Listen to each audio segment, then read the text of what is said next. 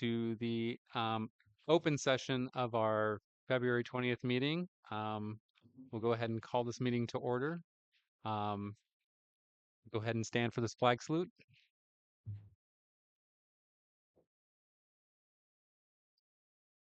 I pledge allegiance to the flag of the United States of America and to the republic for which it stands, one nation under God, indivisible, with liberty and justice for all. Thank you very much. City Manager Megger, would you go ahead and form a quorum, establish a quorum? Sure. We could do it again. I mean, it's on the thing, in the agenda, so Um, Mayor Sawatsky, here. Mayor Pro Tem Scafani. Here. Councilmember Napier. Here. Councilmember Louis Lusso. Here. Councilmember Fire. Here. All right. Can we get an approval of the agenda? I make the motion to accept the agenda. Second.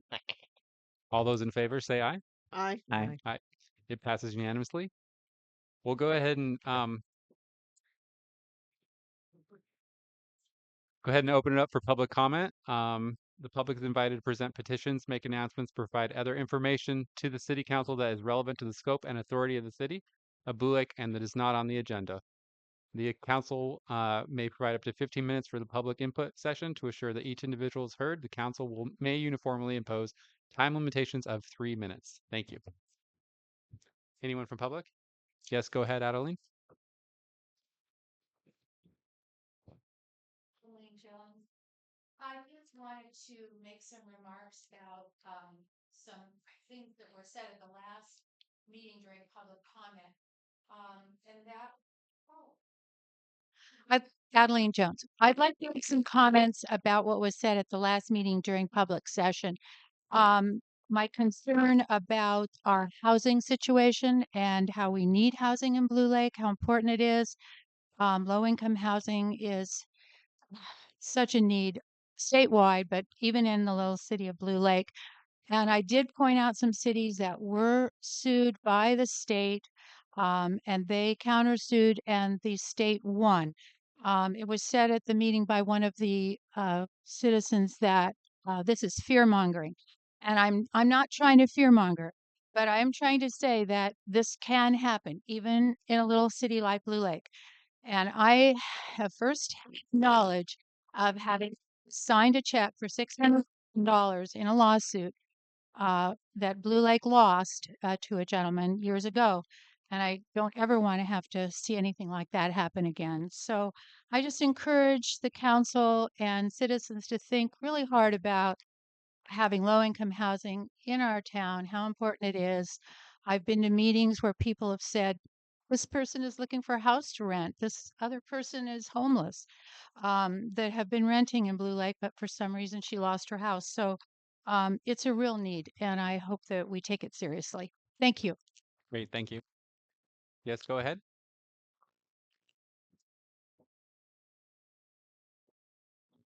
Ken Sawatsky to cheer off of that. So people wonder what might happen with the Emporium. We possibly will bring in a project to you where 4 to 6 units to be put in the building, along with a live work situation where artists will have commercial space. That's something we're hoping to work with the city on.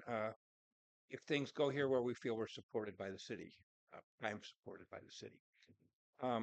So there are those of us who are willing to satisfy our needs in affordable housing. I have 2 apartments rent right now, and we're looking for good tenants, and they both would probably qualify for affordable.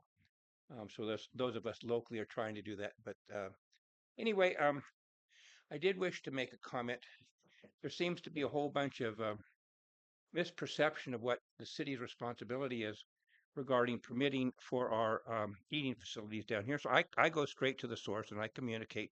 So what unfortunately appears to have happened was we designed a kitchen and we took money to design a kitchen, and I don't know who designed it, but it either was not designed or built correctly. So in other words, the hood we have on that particular facility down there, Mandy can shake her head no, but basically the hood on there apparently is not the right size.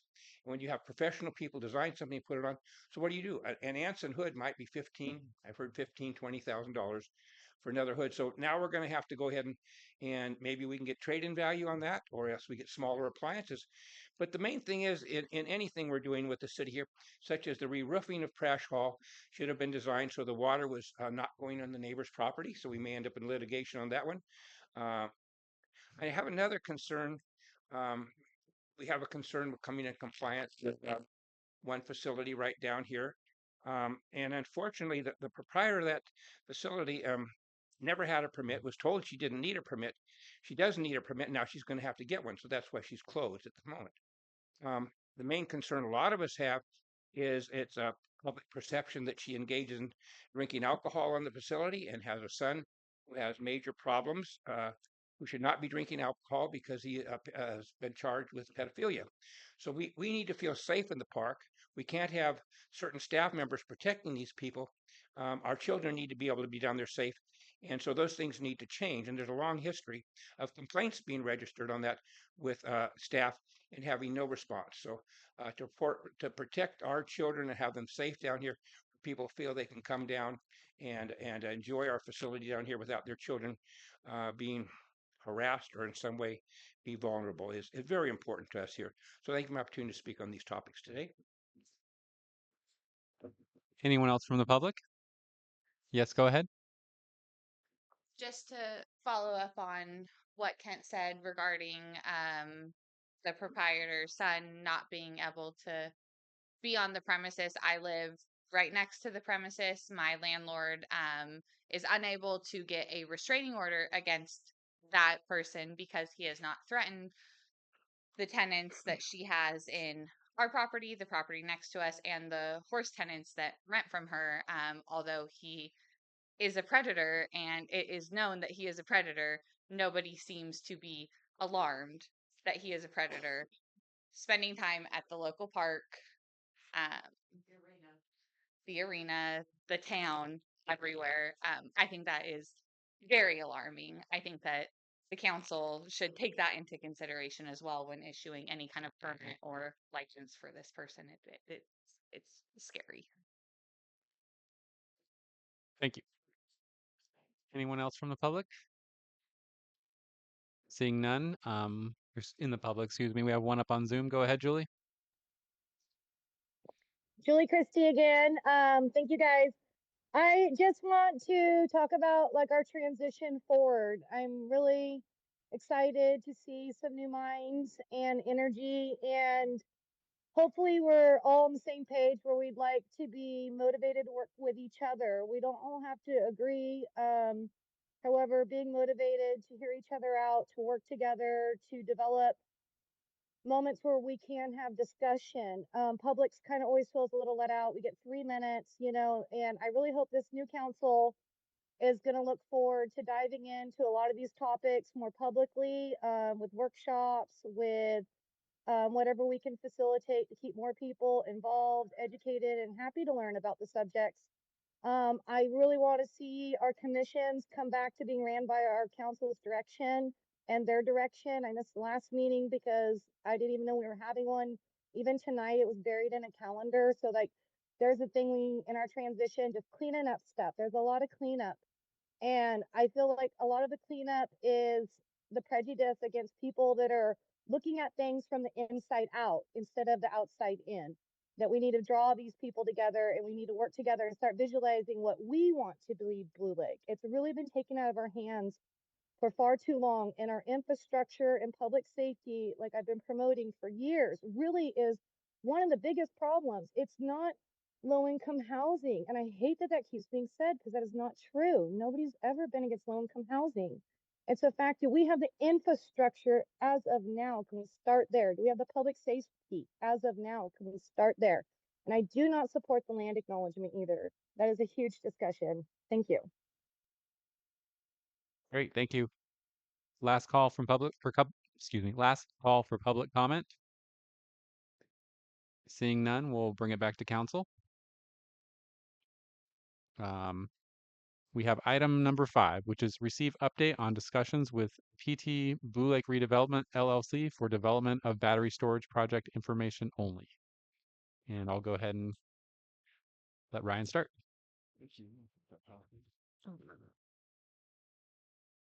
Thanks. So, I wanted to provide a brief update on where things stand with our discussions with Power Transitions for the development of a battery storage site on the old power plant site.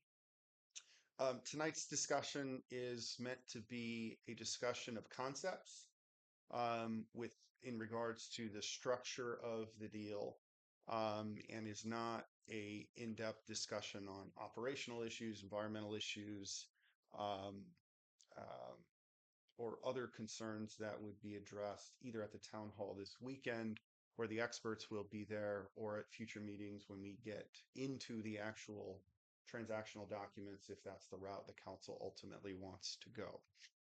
So, thanks, Mandy. That's perfect. Just the topics tonight, deal concepts. Want to review a couple of things with council. Schedule for approval. Discuss how the council wants to go about considering this, when we want to see transactional documents, and some issues relating to the calendar that I wanted to bring to the council's attention and get some feedback. Community outreach efforts that have been completed to date and are scheduled in the future, primarily this weekend. And then I have two items that I'd like some direction from the council, and we'll go over those at the end. So next slide, if you would. So first, just introduction of deal terms and concepts. Next slide. What we're talking about here is what's called an option agreement. And what's going to be discussed tonight is an option agreement whereby Power Transitions would receive an option to acquire from the city up to 2 acres of the city's property on Taylor Way. And an option is a standard development term in which one party, the potential buyer, is given the right but not the obligation to buy property at a certain price within a set time frame, subject to conditions that must be met before the buyer can exercise the option to purchase. Next slide. So initially, when we first came to council with this development project, Power Transitions was asking the council to consider selling it 6 acres of the city's power plant site, on which they wanted to develop in 2 phases a 120 megawatt battery storage facility. Phase 1A, as they call it, consisted of a 20 megawatt BESS project on 2 acres, and phase 1B consisted of a 100 megawatt BESS project on 4 acres. And not unreasonably, the council expressed some concern with selling as opposed to leasing 6 acres of its property. The concerns primarily were centered around loss of control of the property when you sell it. Other than zoning and regulatory obligations, the council loses control that it would otherwise have under a lease agreement where you can specify terms. And then the other concern was there was no long-term revenue stream to the city, so we may not be maximizing our return on our asset. Power Transitions expressed in public session concern about leasing the property, only because we were asking them to demolish and remediate the power plant. And Power Transitions, I think not unreasonably, told the council that in order to fund the demolition out of their own pocket, it would need an asset to leverage. And an option to lease did not give them the asset leverage they would need to fund the cost of demolition, which at that time was estimated to be over $1 million. Currently, estimates range in the $500 to $1.6 million range. And so I think not unreasonably, Power Transitions was taking the tack that, look, we're happy to lease from you, but the city would be obligated to remediate, demolish the site so that when they are ready to lease it in 3-4 years, when they get their permits, they can begin operations. The city, next slide. We've talked with Power Transitions about a compromise, a hybrid solution that allows Power Transitions to have an asset through which they can leverage the cost of demolition while also giving the city some long-term revenue through a lease. And so, what has been discussed and what Power Transitions has indicated their willingness is a compromise that allows Power Transitions through an option to purchase to acquire 2 acres to develop the phase 1A 20 megawatt project, and subject to later negotiation and agreement, if at all, lease up to additional 4 acres to develop the phase 1B 100 megawatt project. The option for the 2 acres would come before the council first and would not include any binding commitments to lease the additional 4 acres, except that the exclusive negotiating agreement would remain as to those 4 acres for a period of 1 year while the council tries to work out an option to lease for the 4 acres. Council would not be obligated to lease the 4 acres. It would essentially be an obligation to negotiate in good faith. Power Transitions has indicated that if they never get the 4 acres from us through a lease, the 2 acre project in and of itself is viable, and they would move forward with that project regardless of what the ultimate outcome was on the 4 acres. Obviously, from their perspective, the larger build out, the better for them. Several benefits to this hybrid approach. Demolition happens sooner, and Power Transitions has ownership of the 2 acres to secure the necessary funds to perform the demolition. Demolition will still include all above ground non-concrete structures on the full site, not just the 2 acres that they would purchase. Power Transitions would take on the environmental liabilities with respect to the 2 acres. And again, anything relating to environmental liabilities, operational things with respect to the 4 acres would be subject to later negotiation, if at all. The 20 megawatt BESS project would be a good test case for the viability of the larger project. The city would have time to negotiate the long-term lease of the 4 acre site while allowing Power Transitions to begin entitlement process for the smaller 20 megawatt project. The city would have the opportunity to negotiate long-term lease revenue for the 4 acres. We would retain ownership of the 4 acres, and the 2 acres project would have a smaller footprint, allowing the city to use the remainder of the site pending approval of the phase 1B project, which could take 6 to 7 years, including use of the site for temporary corporation yard, as was previously contemplated. Next slide. So with respect to the 2 acre option agreement that if the council desires would come to you first, it would include the following structure with respect to the purchase price for the property. The purchase price would be set at an appraised value for the property as determined by a licensed and qualified real property appraiser that would be mutually selected between the parties. There would be some provisions for disagreement with respect to the appraisal itself and the right to procure second or third appraisals if necessary, as would be standard in this type of approach. The appraisal would be based on the assumption that all demolition and remediation has already occurred. Again, because what they're buying is a demolished and remediated site.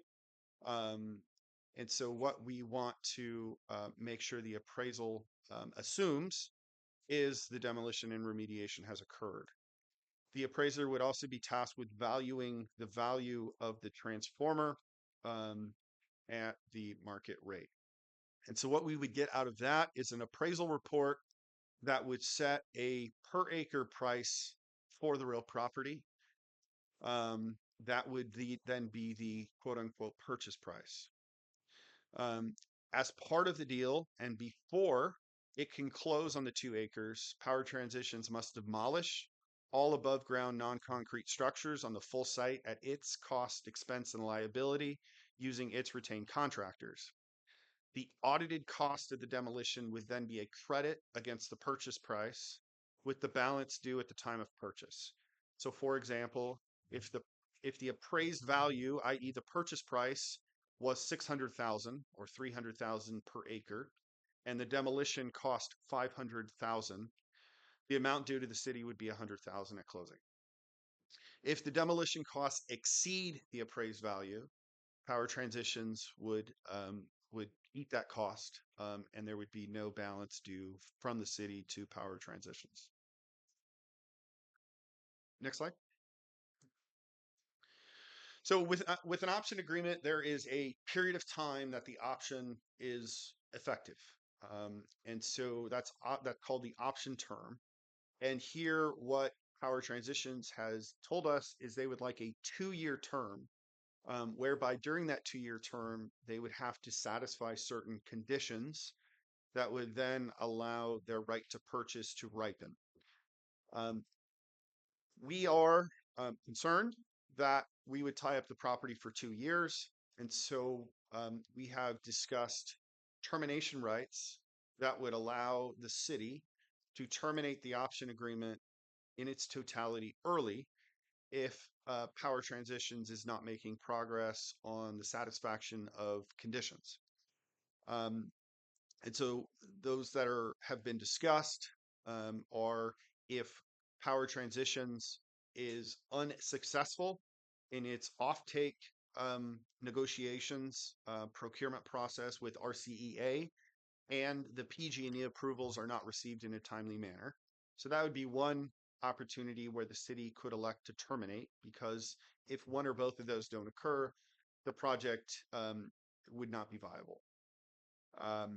Next would be if the city and Power Transitions cannot come to terms on a demolition agreement. So the option agreement will not includes as a condition that the city and Power Transitions separately negotiate during the option term a demolition agreement that would set forth the terms and conditions for how Power Transitions would demolish the property.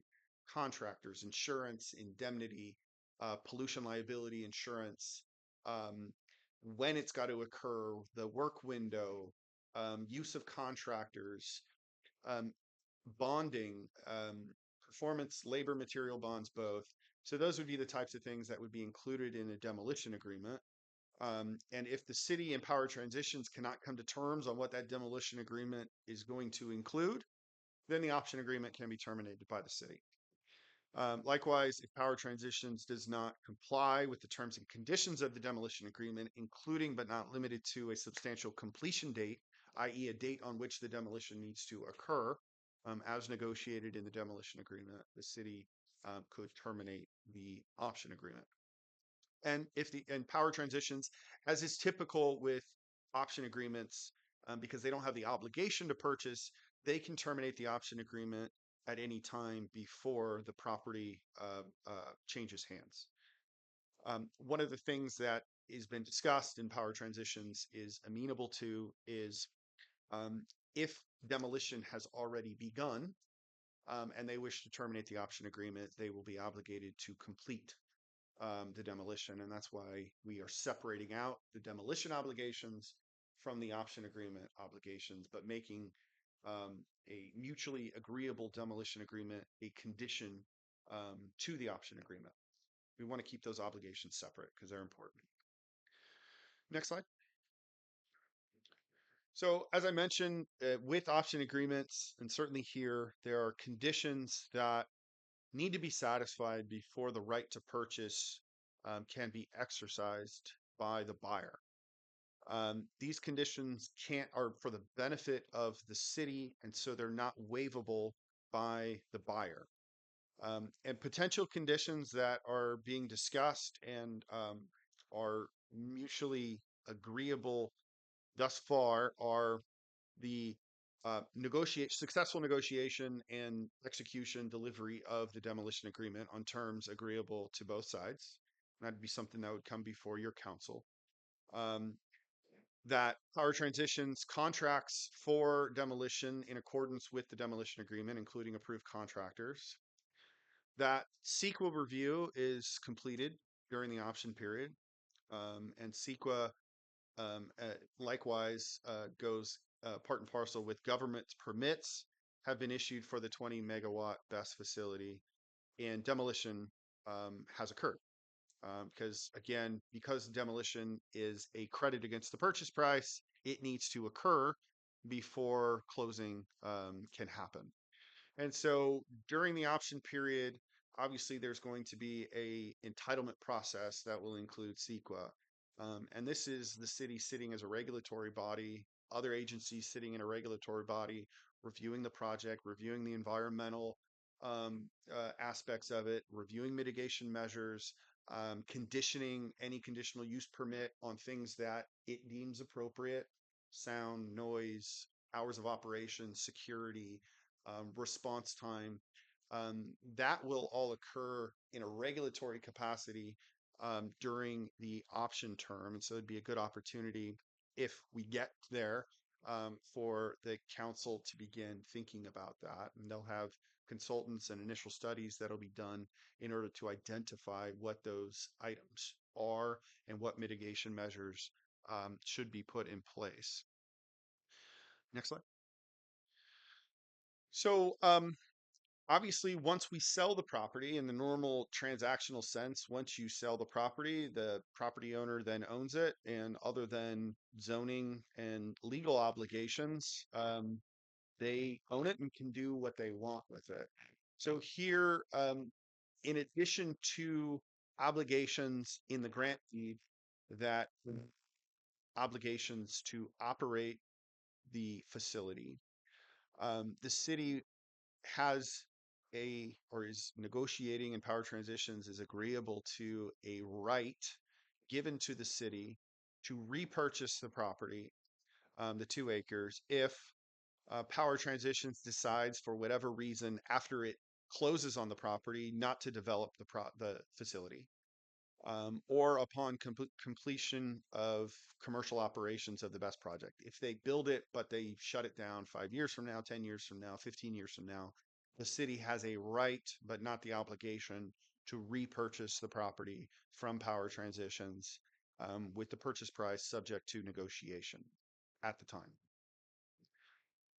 The city would have an obligation to repurchase the property if the city adopts, after closing, any law, rule, or regulation which would prevent development, construction, or operation of the project, and the city restricts zoning of the property so that Power Transitions can no longer develop or operate the BEST project. So essentially, if we go through a permitting process, we sell them the property, they do the demolition, and then we rezone the property, or adopt any rule or law that would essentially not allow them to recoup their investment because they can no longer lawfully operate it on the property.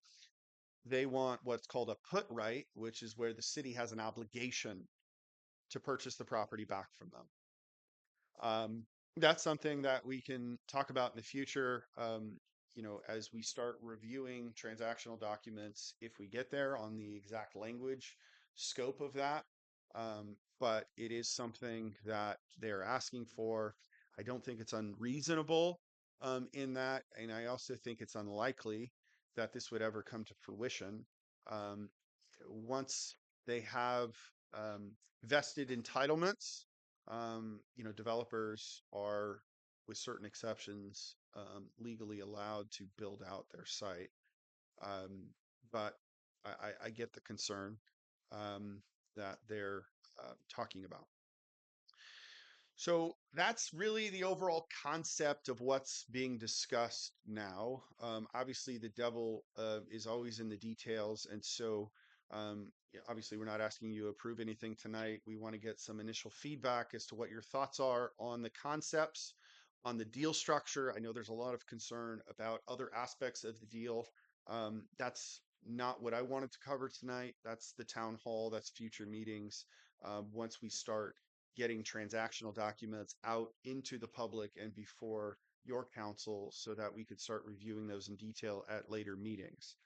I do want to share, and Power Transitions will share this in more detail, but I included an updated site concept that Power Transitions has sent to for public consumption. And you'll see, yeah, that gray area there, surrounded by the trees, is the 2 acres that they're talking about. And you see the battery storages are located on the outer edge of that 2 acre site. The pad, the concrete pad, you see the transformer. That's where the large buildings are now. And obviously, given the city's prior planning for RV park and recreation facilities, they built that into the remainder of the site.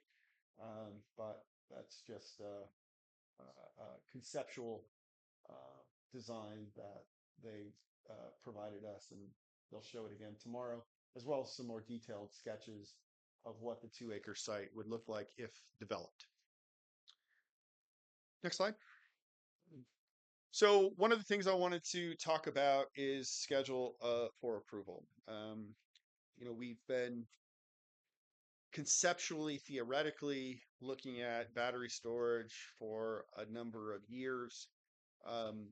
Concretely, really since October, November, when this first came to council. And so in the private world, that's a long time. In the public world, it's not very long.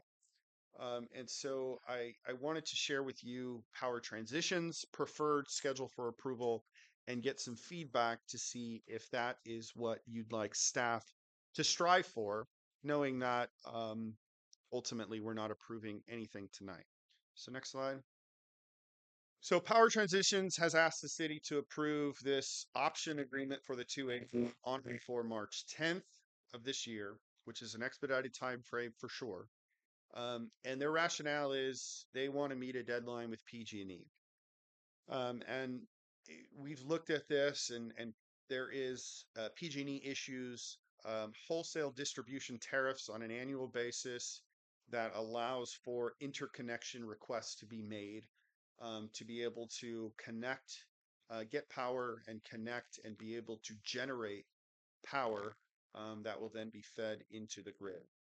And I have the language from the tariff in here, but essentially what it says is that interconnection requests must be submitted during the distribution group study application window, available twice per year.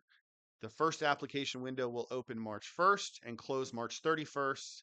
The second application window will open September 1st and close September 30th. Each of these windows will result in a list of participating projects. So again, private world, time is money. And so they would like to get into that first window.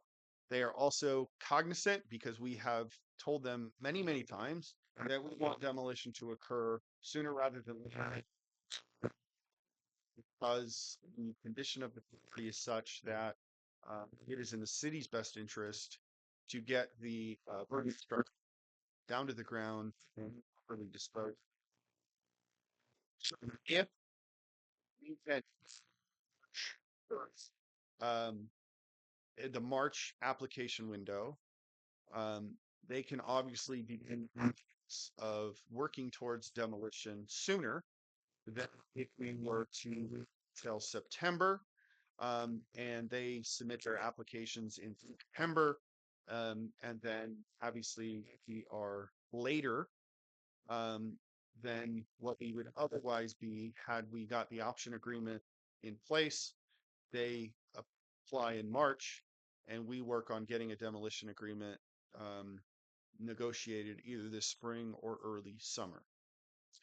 So I wanted to bring this to you to give you those two options, let you know they're working with, and getting the demolition done sooner rather than later. Already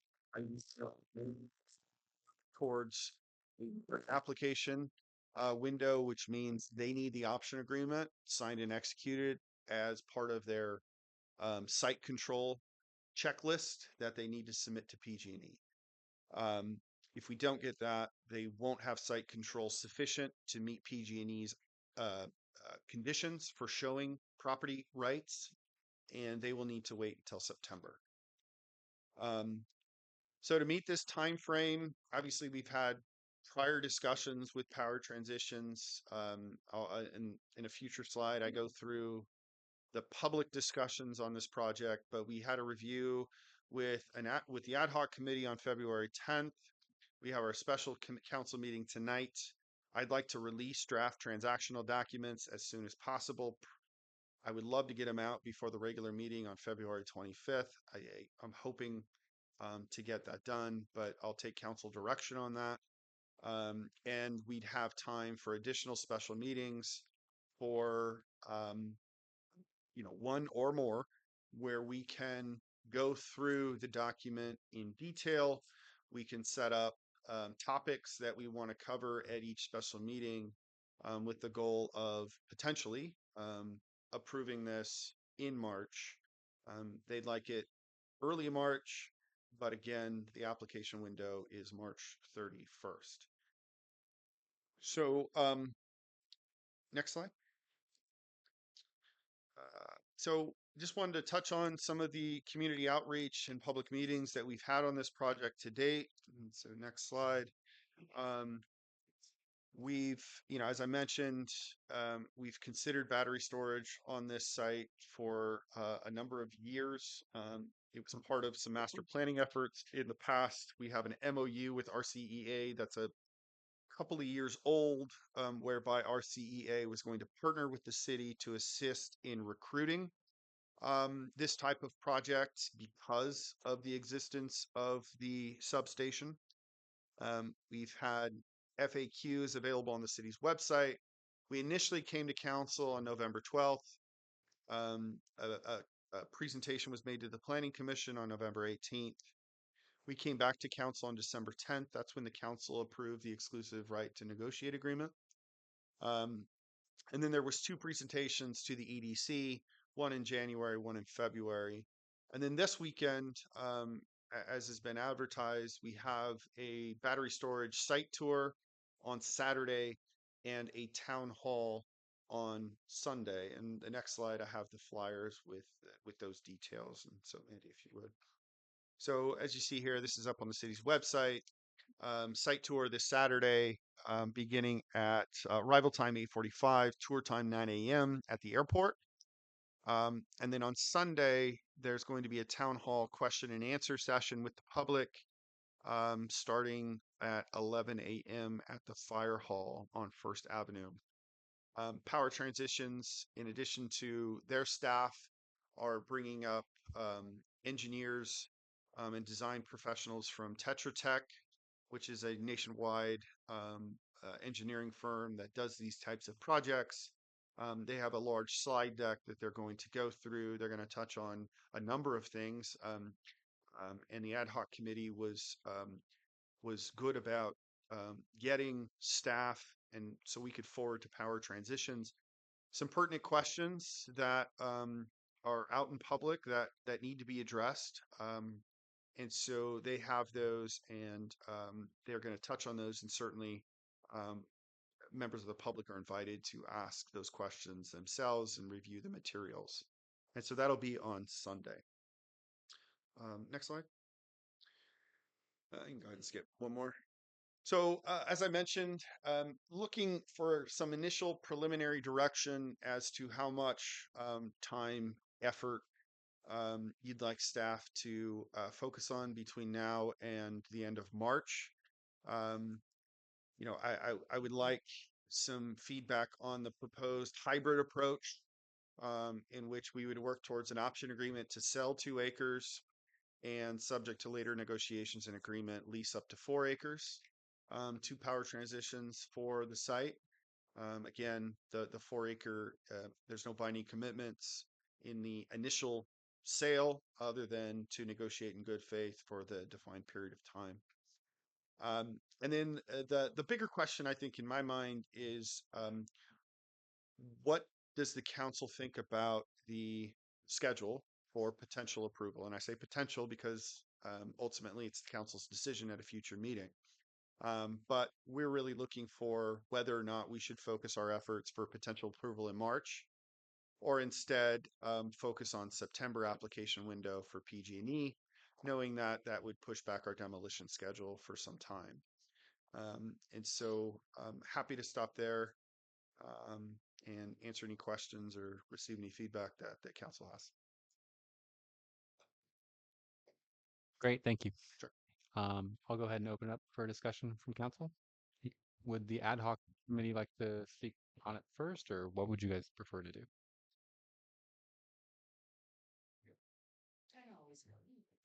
I just appreciate all of the efforts that have gone into this negotiation and the agreement and the considerations that are quite a bit different than what we initially had been looking at consideration for. And so I just wanted to say I appreciate your work on that.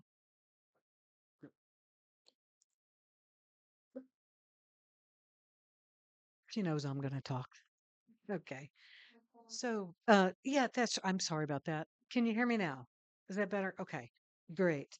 So, it was great to be on the ad hoc committee and to see what a transformation from what we originally saw as a 6 acre cell with up to 120 megawatts. And it really felt like kind of an all or nothing, even if it was going to be phased. And I think that they got a sense that maybe that wouldn't get any traction here. I think that breaking it out into something smaller and something that standalone somehow makes it a little more palatable and something to continue to ask questions about. We agreed in that ad hoc meeting that because so much had changed from the original terms of that lease, the original consideration, that we thought it would be best to have this meeting with the council, the rest of the council, to get up to speed. And that was expanded to include the public too. This way, when you go out to that BES, you're not going out there thinking 6 acres. You can be thinking 2 acres. When we have the town hall, we've already kind of hoped to have gotten you up to speed with what are some really significant changes and considerations. Um, that said, I know that we have the town hall, we have some other outreach, but I hope at some point tonight that council can consider direction specific to businesses on Taylor Way, what their thoughts or concerns would be. If we can have an individual meeting with those folks, I think it could go a long way in building some goodwill, understanding, and maybe identifying some other concerns that we haven't thought of yet. Great, thank you. Other comments, please? Well, I have a lot to say. Firstly, you guys might be wondering where that ad hoc committee came from.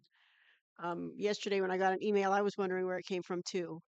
Um, and as you may know, it's been requested. The formation of an ad hoc committee was requested for the last 3 agendas that we have had, the last 3 open council meetings. And for each one of those agendas, that request was rejected by the person assembling the agenda. I know it was requested because I was the one requesting it each and every time. And so to learn yesterday that an ad hoc committee was formed outside of a public meeting and that the meetings had already taken place was upsetting to me. And it's upsetting to me because we had lots of opportunity to form that committee in an open, cooperative, public, transparent way, and that's not how it happened. And I've been told it's legal. It's not typically the way we form ad hoc committees here in Blue Lake, but I've been told that it was legal and it happened, and here we go. So that's the first step. So tonight we're just beginning to get up to speed as to where the ad hoc committee got a briefing several days ago. Um, I have another problem in terms of um, how it is that we're in this place in the first place. On December 10th, I brought the concern up that the request for proposals from RCEA was going to be a 90-day um, solicitation. And I was told by Power Transitions, by our attorney, that it was going to be a 30-day solicitation. They would only have 30 days to respond to the solicitation. Well, the truth is it was a 90-day solicitation. And so it doesn't even close until sometime next month. I believe it's the 19th of March. So we were hurried up and manipulated into saying yes to this in the first place because of a false deadline. And the one person that should have been at that meeting that could have confirmed the 90-day solicitation was not invited to attend. That was Richard Engel, who was the expert from RCEA that was invited to give a presentation to our planning commission the previous month and invited to be in the room in case the previous council had questions. But when the brand new council got sworn in and got railroaded into approving this thing on our very first meeting, we were not afforded the courtesy of having that expert in the room that we could rely on to answer some of our questions. So at this point, I have zero trust in the people that are feeding us information. So for me, as a council member, your mayor pro tem, this is a hard no for me. This is an absolutely hard no at this point in time. And I have yet to hear from the rest of the council, but I'm at a point where I feel we have zero trust in the folks that are feeding us information, and I'm not going anywhere with it. Thank you very much.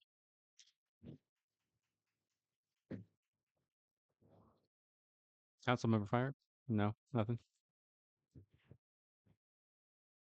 If I could, I mean, I can address some of those Yeah, go ahead. concerns. So the council approved an exclusive right to negotiate. No binding commitments other than to negotiate a deal on December 12th. Nothing's been approved other than we were going to negotiate, and that's what we've done since then. It was stated then, stated now, that whatever ultimate form of agreement, the council would approve that at a later date. That hasn't yet happened. All we've done is negotiate to try to bring you a deal that you might want to support. And so Jeff, when he was here, said that it was a 90-day solicitation or a 30-day solicitation. It wasn't. And it didn't ultimately get approved by the RCEA board to be a 90-day solicitation. And I know, Councilmember Scafani, you sit on that board. We've been in contact with Richard Engel plenty of times. The RCEA solicitation is not yet due. There is a site control aspect to the RCEA solicitation that puts Power Transitions in a better position. Unlike the PG&E tariff process, it's not a requirement to have site control. The PG&E tariff schedule is a requirement to have site control, which is why I'm here tonight to see if the council wants to try to approve it in March or not. And if the direction from the council is no, we don't want to approve it in March, then we don't approve it in March. It's your decision to make, not mine, not staff's. So that's why we're here seeking some direction. I mentioned to you already about the ad hoc committee, how it was formed, when it was formed, why it was formed. As you know, I sent you the report to the ad hoc committee and offered time to meet with you one-on-one this week to review the same information, and I'm still happy to do that at any point. Just let me know. But otherwise, I think the point of tonight's meeting was to get feedback from you all as decision makers as to how you want to proceed. Is this something you want to do on a timeline that allows for a March application window or not? And is the lease hybrid concept something you're interested in or not? And that way we can take your direction and bring you back something in line with that direction that we get tonight. Thank you very much. Yes, go ahead. One quick question there, Ryan. Yeah. So for the yes, If there were a yes tonight from the council to meet the March deadline, what would the city be obligating itself to or not? Just to proceed in discussion or? Nothing other than you would give us direction that we should focus our efforts to try to get to a point where we can recommend to you transactional documents that check the boxes. If you don't approve it, or if for whatever reason we can't bring you something that we're recommending, then the March month comes and goes and nothing happens other than we didn't meet that application window. Okay, thank you. Sure. I just wanted to let the public know, I agree. I thought that when I got this information that we were moving forward this quickly, I did have concerns, but I felt that we still had a lot of process ahead of us before any major decisions were made, and we were essentially just doing what we said we would do, which would gather more information. And that's what we are doing. Obviously, I'd prefer this meeting happened after our community outreach event, personally, but this was the timeline that we had presented before us. So I think at this point, if council does not have any other comments, I'd like to go ahead and open up for um, public information or input. Does anyone else have any more comments? I do. I just want to say I have some concerns about the implication that maybe I was railroaded into a decision. I want to say that I can think for myself and do my own research. So thank you for your concern, but that was not the case. Number two, I did push for this meeting to happen in order for some of the concerns to be expressed now before we have the town hall. So we have at least a little bit of a start on some of the information that is going to be presented and being asked, because we see very clearly that there are a lot of concerns, a lot of questions, a lot of misinformation, and a lot of disinformation. So I do want to just say I did push for this meeting. I understand there was a lot of concern about this meeting happening so suddenly and so quickly, but again, it is, as you can see, information offering is what the intention was for this. So anyway, thank you. Thank you. Any other comments from council before we open it up to the public? All right, we'll go ahead and open up to public. Yes, go ahead.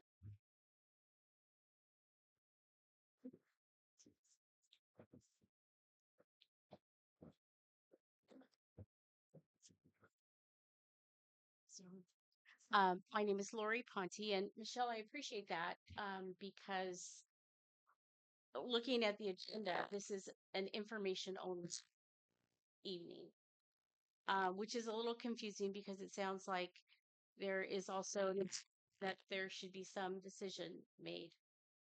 So all the information is interesting.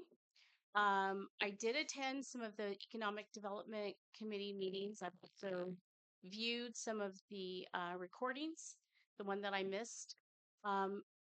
In January, two residents offered to serve on an ad hoc committee with two members of the Economic Development Commission. That was supposed to come about on the February 11th meeting. I didn't attend, but I did view that recording, and they had yet to meet. So I'm not sure if that ad hoc committee, which I'm not sure what their purpose will be, if there's already an ad hoc committee in the same group. If your two ad hoc committees are communicating, it's interesting that there would be something formed in one place and something formed somewhere else. I wasn't on that, so I'm not sure I've heard that ad hoc committee with the Economic Development Commission has met yet. I think that there are many questions, and I appreciate the acceptance of the council to offer the opportunity for the residents to ask those questions. I think there are probably many questions, maybe misinformed, maybe directly informed, maybe more informed than all the council members have information of. That will come up possibly on Sunday. I think the site visit to McKinleyville is apples and oranges to what battery storage would be like in Blue Lake. But I think that those of us that could attend should do that and show that we are interested. So my question about the ad hoc committees, I mean, that's interesting to me that the council has one, and then there was a charge made to the Economic Development Commission to all, and they seem to not be communicating. So I think that's just a question to me. So I would like to share that with you. And thanks for your time. Thank you very much. Yes, go ahead. Adeline, why don't you go first? Or sorry, go. It's the last time. Last time I went first, now it's your turn. No, you're honestly. All right, go ahead, Adeline. So, Do that or whatever. Adeline Jones. Um, as mayor years ago, I was very hesitant to have any of our property sold. And there's a lot of reasons for it, of course, but primarily it's what Attorney Plotz indicated, that you do lose some control. However, you have the zoning and permitting still. My real concern now is the structure that's out there. It's what we used to call an attractive nuisance. There's graffiti on it. There's been a death out there.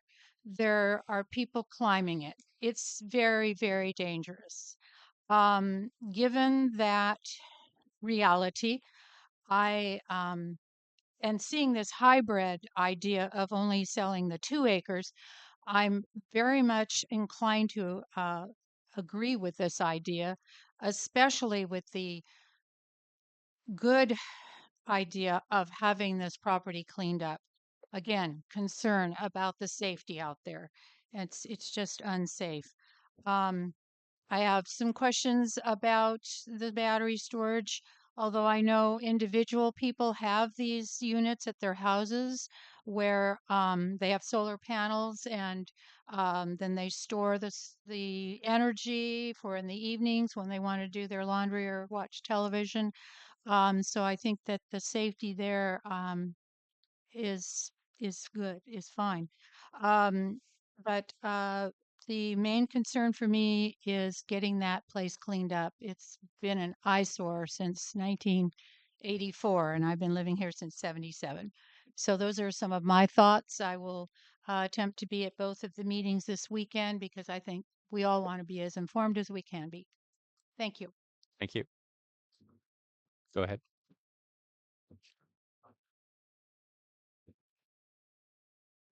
Well, I agree with the ex-mayor. It's way past time to clean the thing up. It's been sitting there forever. Unfortunately, it wasn't cleaned up or wasn't secured prior to the death. My understanding is there were some vehicles down there today again, so it does need to be dealt with security-wise.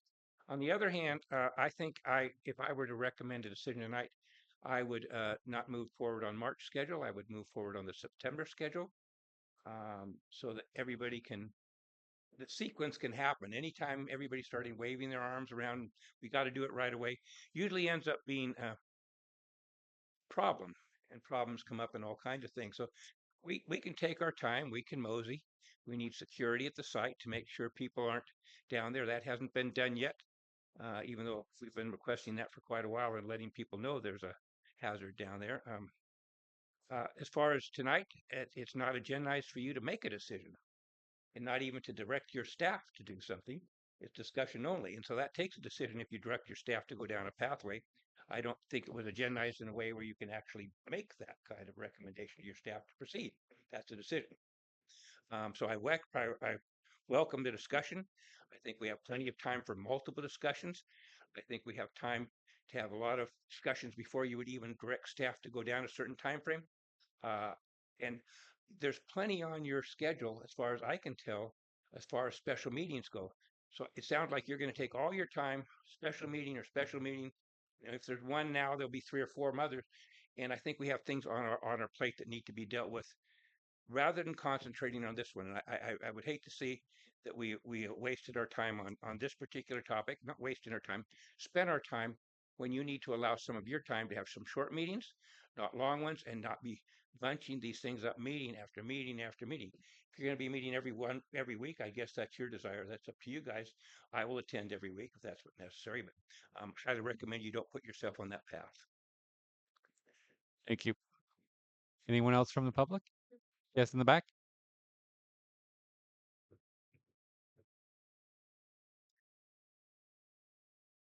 It just, Rebecca, just seems like a constant push from the attorney, push from the city manager. You know, that's worth evidently millions of dollars, that infrastructure out there. 10 companies would come in here and try to do the same thing. And I'm trying to figure out why you are doing this with a company whose co-founder was the vice president of Enron. I want to know if you guys even know who you're dealing with. These are scary people to me. The vice president of Enron. That's what he did before he came to this company that he co-founded.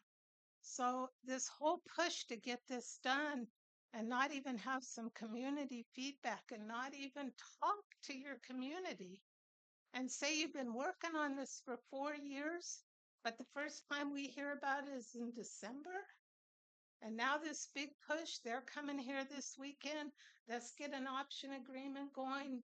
Go, go, go, go, go. And the community hasn't even had time to digest this. And there's some real danger in these battery projects. And you know, you're talking about giving them this 2-acre option. And once they get their hand on it, they can go right to the state and bypass us. And we're not going to have anything to say about it. So you need to look closer at this whole situation you've gotten yourself into. Because I don't think you know what you've gotten yourself into. Thank you. There was one more hand in the back.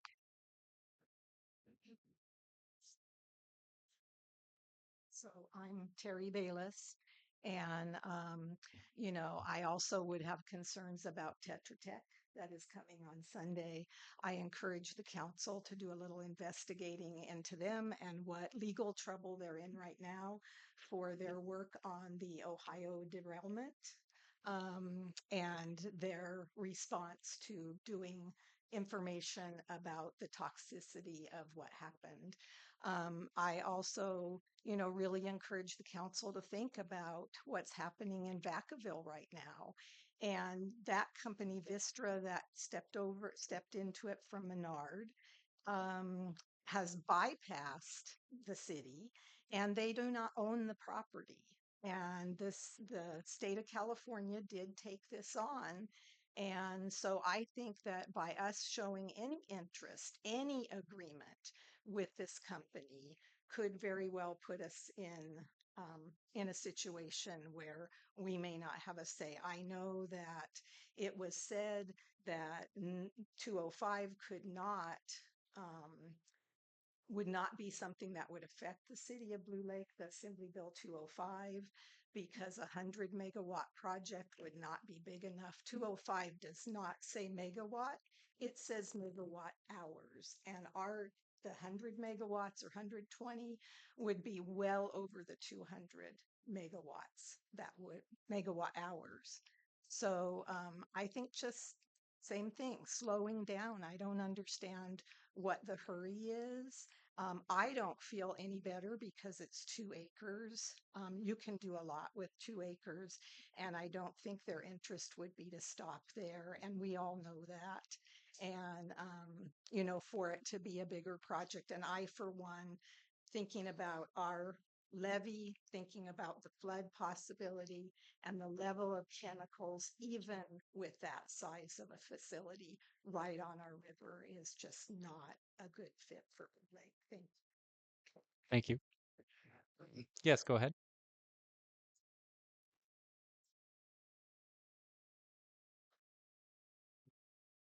Hi, Sherry Starr. I think it would have been a great idea for the city to obtain demolition estimates and the appraisal before offering the property for lease, purchase, or development. So the city would know what we're dealing with, what kind of value we're looking at on this site. I'm surprised that Power Transitions is actually willing to buy only 2 acres and lease the other 4. When Jeff with Power Transmissions was here, or Transitions, when he was here before, I was speaking with him out in the lobby. And he said that with just a lease, their company cannot recoup the cost of demolition without owning the property. just wouldn't pencil out for them. He also mentioned that just the removal of the wood chip pile would cost $5 million. So I think it would be a good idea for the city to get those estimates on our own. The other thing is that I actually, I think Jeff was here in November, I believe. I have family in SoCal and I had a Christmas trip planned previously. So I went down to Kearney Mesa to see the SDG&E 10 megawatt site. I have photos and video of that. And I saw a 200 megawatt site in Grand Terrace, and I have photos and video of that. I have a PowerPoint of it, and I'll maybe talk to Justin about how best that could be displayed to the public. Thank you. Thank you very much. Anyone else from the public? Yes, go ahead. So Elise, thank you for speaking up. I mean, I really feel like that's a hard no also. And I think a lot of the community here does. I'm kind of concerned about this. Looks like it's been a huge project for Ryan, and that's a lot of money for the city right there.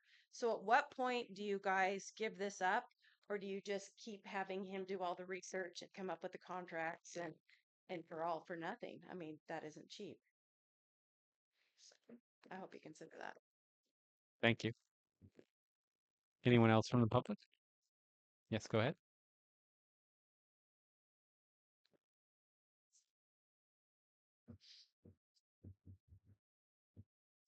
My name is Lynn Glenn, and I think it's really exciting that the city has this connection to PG&E that is so valued by companies, and that they think this would be a good site for a BESS. But maybe that connection could be used for other things. I mean, this is something that I hope you're a brand new council, and you probably would like to know what this big piece of property that the city has is of value, and what you can do and what you can recommend and how you can work with other businesses, the public, other interests. This is the time, I think, when all these things should be explored. And to have this project come bam right after your first meeting, it's a big project. It's a really big decision. And this type of plant has a lot of, I mean, the Moss Landing fire happened, right? So people are concerned about safety, about the best facilities like this. But just in general, I think I'm hoping you'll take more time to get to know the city's assets, get to know what your role is, get to know what our future is, what how and what the value again is of this connection to PG&E. Are there other companies possibly that could do a BESS like this? Are there other types of energy storage? I don't know. I hope that you'll find out. But this seems really, really abrupt and quick for you to be considering something so seriously within the first few months of your tenure. And I hope that you'll take the time to make the best decisions for Blue Lake and not feel pushed by the fact that we need to demolish that plant out there, which you've had to do for a couple of years. It's kind of a false sense of hurry, hurry, hurry. You know what I mean? So anyway, I hope you'll take the time to do the best for Blue Lake. Thank you very much. Anyone else from the public? Seeing none, we'll bring it up to Zoom. Go ahead, Julie. Thank you, John. Julie Christie again.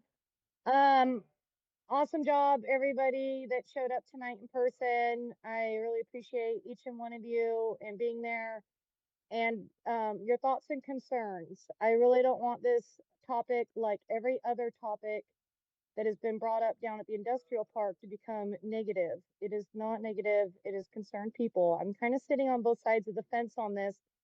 However, my deepest concerns are there was disclosure that at a 3-year marker, we could not renovate that plant. And it was very conspicuous that it came in right in November then. We have other things that have been on the homework list down there at Powers Creek a lot longer than this item. So I do agree with those comments. We have a lot of other stuff to focus on. This is discussion only. Thank you, Lori, for promoting people to go to the walk around McKinleyville. I do believe it's apples and oranges.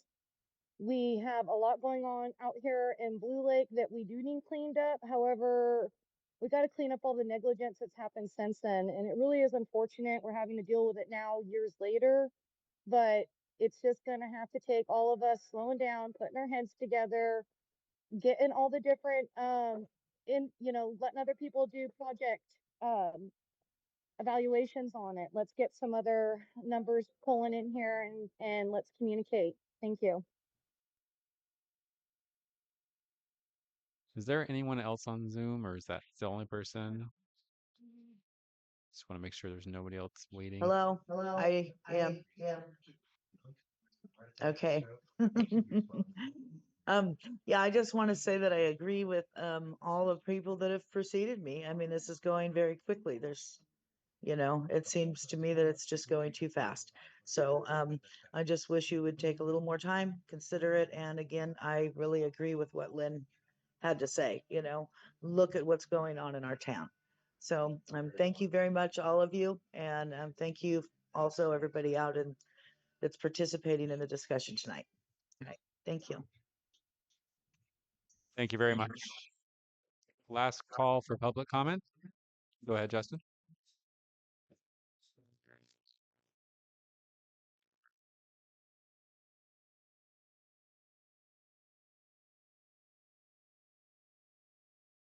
Okay, for like a little clarification. So just by saying that or directing the attorney to look towards moving forward, we're not saying we're going to do the project. We're just saying we're going to further bring more information. I have to say I'm torn between the March and the later deadline. There's one part of me that says we need to get that site cleaned up ASAP before another person gets hurt. There's already been a death. There's already been injuries. And if we're not going to do this quickly, then we need to get someone, some way on that property to protect, or at least try to keep people from getting killed on that property. I am honestly leaning towards a longer timeline. But that one thing that if we're not going to do this quickly and get that site cleaned up quickly, we need to get something on that site to keep the next person from dying. Thank you very much. All right. Yes, go ahead.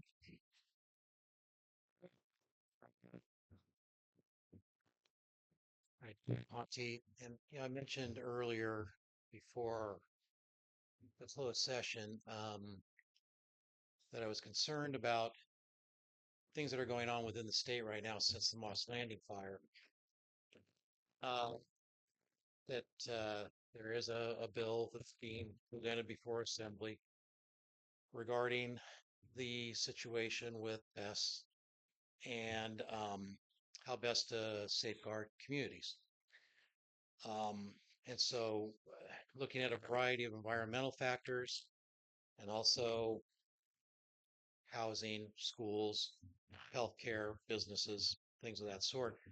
A 0.6 of a mile distance between a BESS and those providers is being considered, and that's supposed to be coming up before Assembly soon.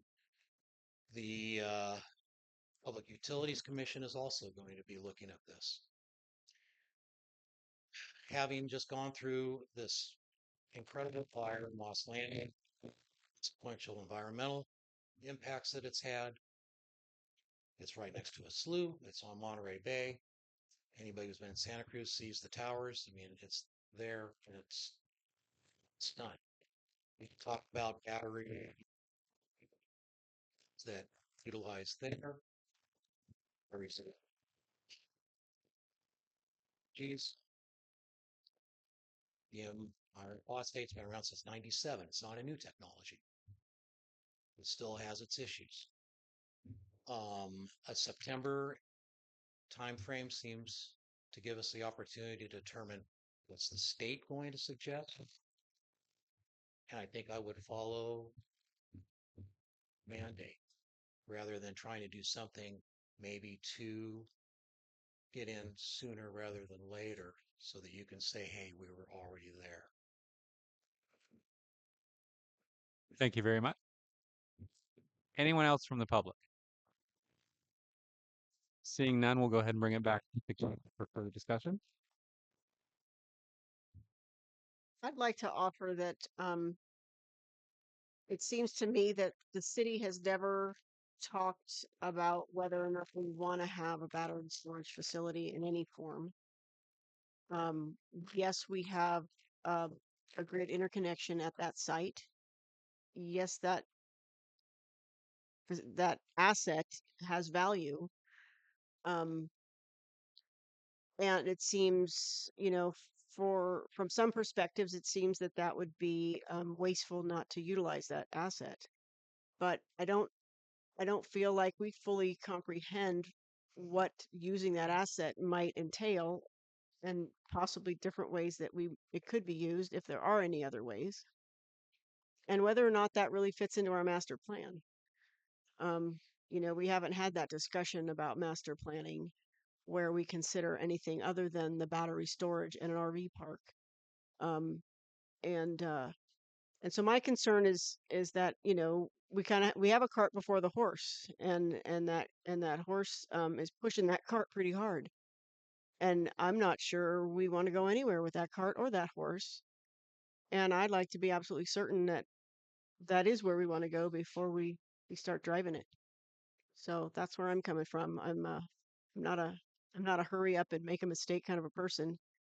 Um, some people might say I have a commitment problem, but I'd rather take too long to make a decision than make the wrong one and regret it. So I'm on a rewind. I'm of a mind to rewind and slow down. Thank you. Just straightforward. I support the March timeline. I support the September timeline. Whatever y'all want to do. I support the lease purchase hybrid approach as well. So Great, thank you. Any further comments? Um, no further comments on this? Okay. I'll just say that, I think the community's kind of expressed their concerns um, about the timeline. Um, and, I don't hear an overwhelming movement toward March timeline. And Ryan, is there anything that would so potentially the company could just be like, hey, we don't want to deal with this March timeline, we're out. Is that like the worst case scenario or? Before staff spends considerable time, effort, and resources, we get council's approval to go ahead and do that. And to get everything ready from a transactional standpoint for March approval would not be too much of an issue.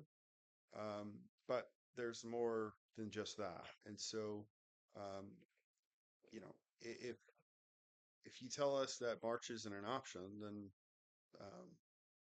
we won't push for March.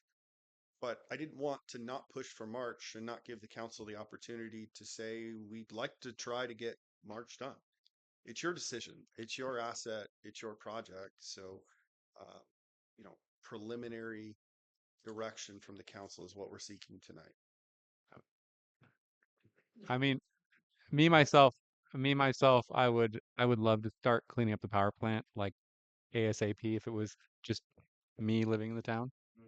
But I think we have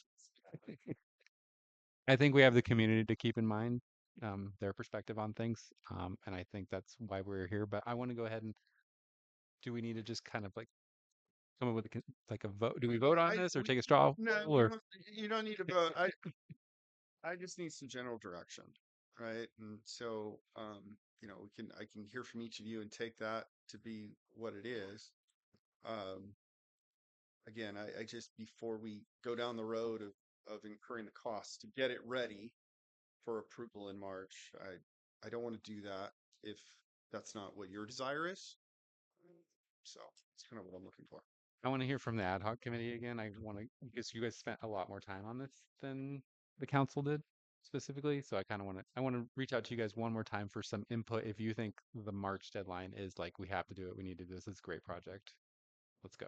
I would like to just, I mean, yes, the March timeframe is ambitious and rushed, and if this is not something that is, I would not want to stop where we're going as far as the plans for this weekend, plans for continuing conversations. However, if we're not able to meet that March deadline, then so be it. That's okay with me, but I wouldn't want to halt any movement on our discussion so this gets buried and we don't, and then suddenly it's July and we're like, whoa, this is, we don't have enough time. So that's my thought. So Ryan, we even on the regularly scheduled council meeting this coming Tuesday, would that be sufficient time to have an answer from the council on direction to proceed? That way the council can one more time check in with the best, with the town. After town hall results, that's just a matter of a few days and it doesn't affect the March schedule. Would that have a negative impact? No, Okay. no, So I just, it was, I think by the ad hoc to have a meeting before the town hall so we can introduce at least what's on the table. That can remain, well, whether it's on the table for March or it's on the table for September, assuming we have a willing party on the other side still. And Power Transitions has said they would still be willing in the September timeframe. Right. So this is what I want to share with the public is I'm kind of the immovable object. The more you push me, the deeper I dig in. And the faster you want to go, the more I'm going to pull those reins back and say no. So I am surprised that on the other hand, and this is a business transaction. I know there are a lot of different ways and it ultimately does affect our community, but from a business transaction point of view, these type of investments really have kind of a shorter lifespan than a long shelf life. So if I were to say, hey, let's do this today, I'd say, sure, pursue that March deadline, only because it allows them an opportunity sooner for demolition rather than waiting until September. Then we're getting into mud season. That doesn't even mean that that would happen. Pursuing the March deadline only means we afford them an opportunity to explore that with PGE. It doesn't commit us. Is that correct? We aren't committing down a particular path if we say, let's try for the March deadline. No, you're only committed once you approve an option agreement and we sign it. Until then, the council is not bound, other than to negotiate in good faith. We're not bound to sell them the property, lease them the property. Um, that would come at a later date. But I think to your point that there's going to be there's a possibility for missed opportunities in that time frame if it gets delayed more and things do happen and without an answer in March, we're going to find out sooner rather than later on whether or not things have a potential to move forward. hmm And concurrent with that, and we can discuss this more in the next council meeting, but certainly I have taken a dive into, in-cap investors who hold, Power Transitions, who holds the PT Blue Lake Development LLC, and we in the ad hoc. It's clear that our attorney is aware of what those different layers mean and how we would address those and protect our interest as a city, so that we aren't exposed to empty pockets if something were to go awry. I think that questions about who are the people that are involved, who are the officers of those organizations, absolutely. I expect that the community is going to ask those questions and they're going to do that research and bring that paperwork forward. We need everyone to kind of weigh in on this. I'll just say, that, in conclusion, I don't hear a definite no within me, and it surprises me. And all we're trying to do is I'm trying to buy a little bit of goodwill, and as a negotiating point to better our negotiating position. If we can accommodate this sooner schedule, That's the less they have to wait with this money in the queue somewhere potentially, and time is money. So that's kind of how I'm looking at it. Is as a gives us a bit of a negotiating advantage if it comes to that. Great, thank you. So I'm going to go ahead and do we want to make a proposal for a future agenda item or for direction? Can I ask a real quick question? Absolutely. Um, so is there anything preventing the city from looking at any or all demolition options, even if it weren't to go through power transitions? Yeah, I mean, the city could obtain some, uh, we can either hire consultants to provide estimates or, go out to, as was originally contemplated, going out to some type of request for proposal for demolition. Um, that's not an issue. I think the issue is more in how do we pay for whatever the cost estimates are. Mm-hmm. But there's nothing to stop the city from doing that. I mean, that was going to be the original plan before we started down the road with Power Transitions funding that in exchange for some real property rights to build the facility. We could do that even in negotiate in good faith as well.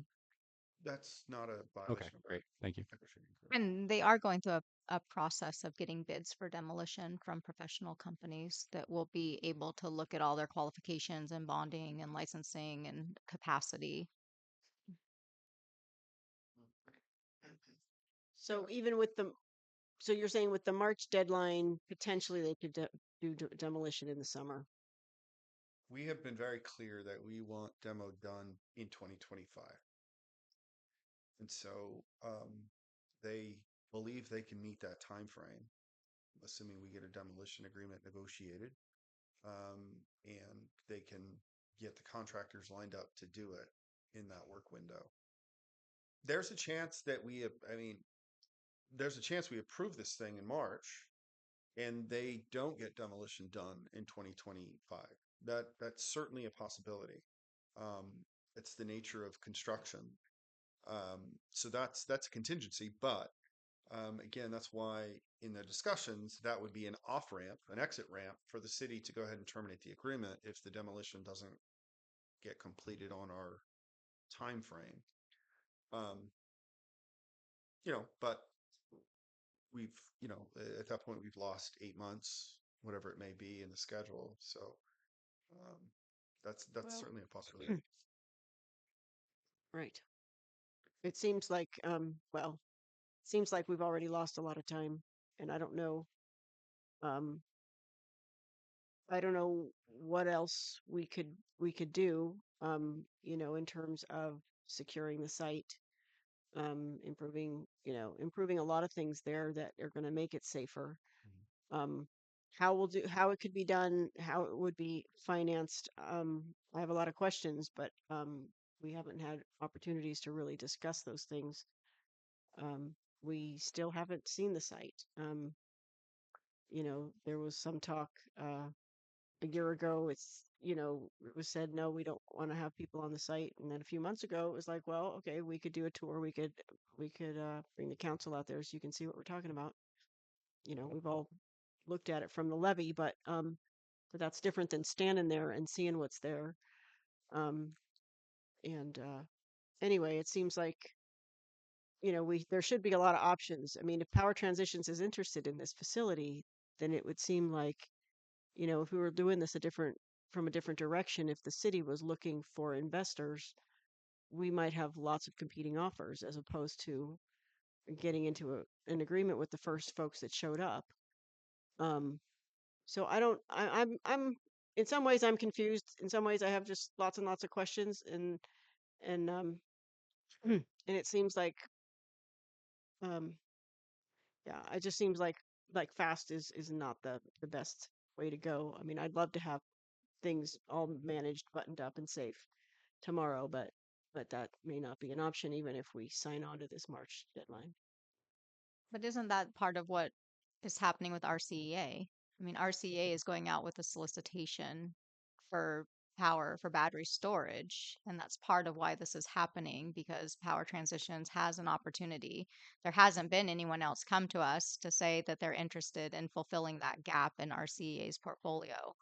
So that is a direct solicitation where companies could come to us and say, hey, Blue Lake has a substation. RCA's got this proposal. We want to partner with you guys on this project. That's the process Power Transitions is going through right now.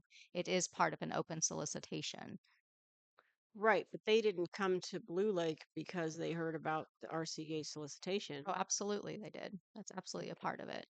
There's been Well, if that's a RCA's part been of it, out then looking that's for battery for these types of projects for years at this point. DG Fairhaven's been being looked at. We've had other battery companies come and talk to us about potential projects.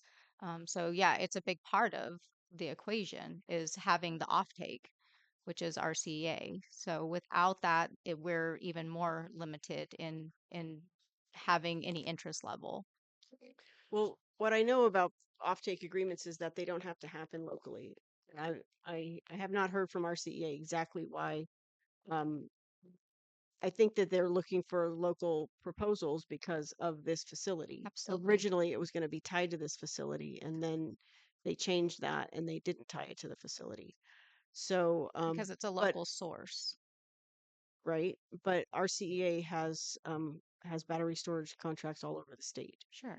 And power from this, if we were to put a BESS in here, that power could be sold to different entities all over the state. Of course. It's not only RCEA that could buy that power. So, and that's just the nature of the grid and how all that works. So I'm a little confused by the whole locality issue because it seems like that's a real small issue here. Um, you know, given the way the grid works and how everybody all over the state is buying power from everywhere.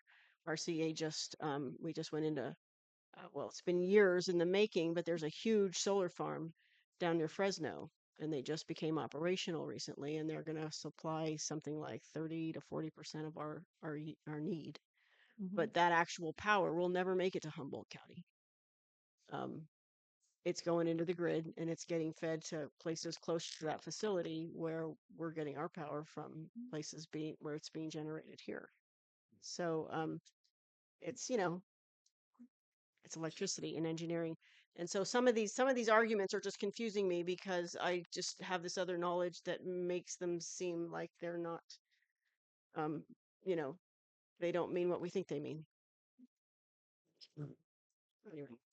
Ryan, I have a question, and maybe you covered it. I apologize. But if things move forward, we meet the March deadline, they meet the March deadline for the application, for the process, and how long would it be for a decision before they get a green light or a red light, or how long would it be before they find out if it's a move forward? So the first thing they get from PG&E is preliminary findings on PG&E study. And if those come back positive, then they have told us that they have the confidence necessary to go forward with the demolition. Because once those studies come back as positive, meaning they meet all the PG&E criteria, it's just a matter of time to the entitlements. So we're not necessarily waiting for PG&E final approval. That will occur during the option period. But we are including an August 1, 2025 date for negotiation of the demolition agreement because they feel within a few months they'll have those initial findings from PG&E. Yeah. Thank you. Any other comments from council? Just going 2 hours on this item. So just want to let everybody know. But it's a big item, so we should spend time on it. No other comments? I just am gonna say I'm in favor of investigating all options that are not in violation of this negotiating agreement. I think we need to have more knowledge and fully understand what we have. What it might be worth, and what we can do with it with or without Power Transitions. I'd like to give staff some kind of either clear direction or some clear path forward on this item. is anyone willing to like make a motion, not a motion, but just direct staff on which way we're headed? Because I'm feeling a mixed consensus amongst us. Well, is it,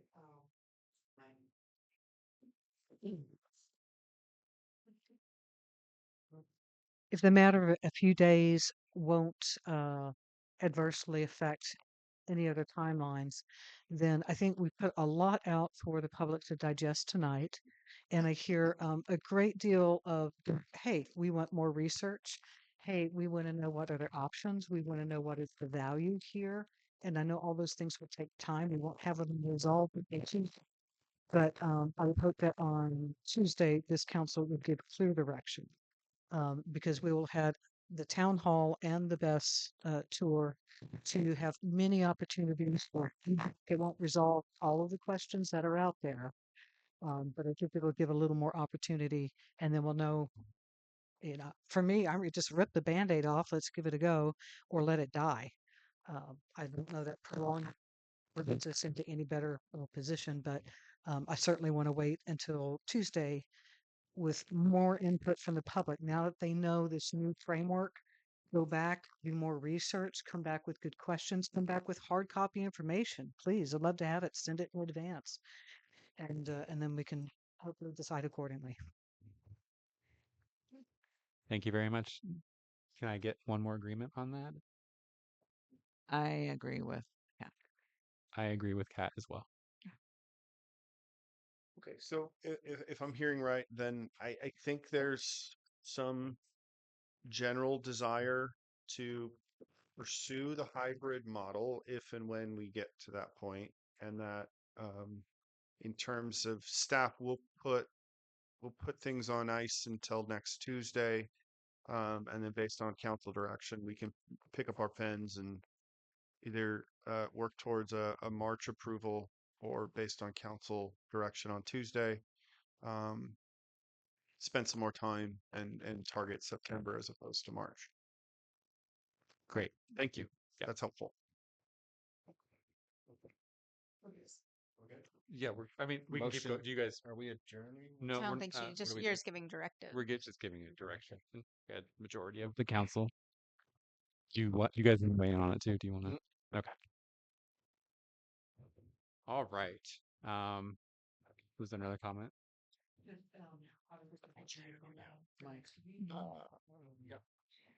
Obviously, this will be an agenda item for next week.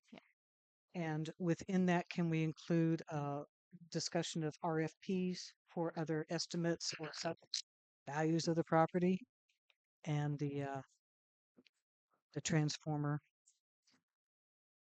Just discussion. I don't know if we need to say that.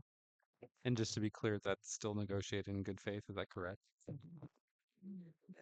What we're not allowed to do is negotiate with somebody else for disposition of the site, whether by lease or sale. So, and Power Transitions would love for us to fund the demolition. Right. So if part of the homework that you want is to figure out what that funding would be, that would be perfectly okay. Thank you. And if you want, long few sentences without turning my mic on. In the future, based on whatever those demolition costs are, we may want to discuss municipal bonds and municipal bond financing, and see what your options are. I suspect they'll be limited, but that's not my area of expertise. I just know how they're leveraged, and they're leveraged against general revenues, not enterprise funds. So anyway. Great. Thank you. And just for clarification, we will be able to see all those demolition costs. So rather than the city having to go out and expend the staff time and resources and expenses to do that, we're part of that process. I mean, they're committed obviously to getting the cheapest, best price as well to get that down. So, and they're also going through RCEA's process for for bidding. So RCA is going to be doing a ton of vetting of this company and this proposal, including the formation of their um, investment team, their LLC, what their capacity is. And there's going to be so much information that we'll have access to that's coming out through this process as well. So there's a lot of layers of, kind of additional protection for the city going through this very public process. Thank you. Great, thank you. Now, at this point, can we set future agenda items, or are we? I didn't see that on our agenda, so I didn't know if we could or not. We cannot. We cannot. On Okay. different subjects? Right, on future agenda items, we cannot. Okay. Nope. Motion to adjourn. Second. All those in favor say aye. Aye. Aye. Aye.